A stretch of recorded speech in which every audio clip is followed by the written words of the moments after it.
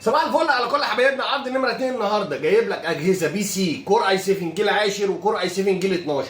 عروض حصريه من شمس لخدمات الكمبيوتر على الديل الاوبتبلكس ال 7080 والديل الاوبتبلكس ال 7000.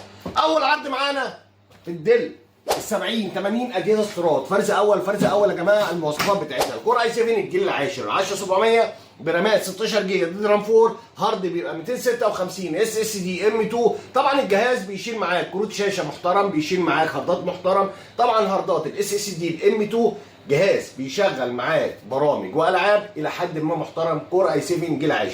خليك معايا اوريك شكل الجهاز من جوه عشان تعرف مواصفات وسعر في الجون باذن الله. كمان بقى شكل الجهاز من جوه دي مواصفاته. الكور اي 7 الجيل العاشر 10700 برامات 16 جيجا دي رام 4 طبعا 4 بنك رام. طبعا بيشيل هاردين اس اس دي ام 2.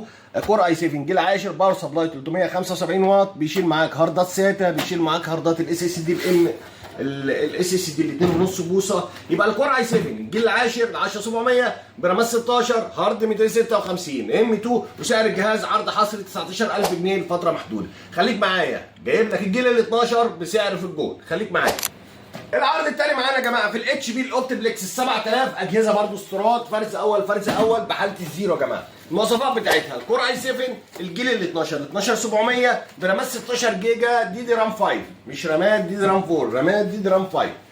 الرامات 16 جيجا دي رام 5 بهارد 1 تيرا ان في مي.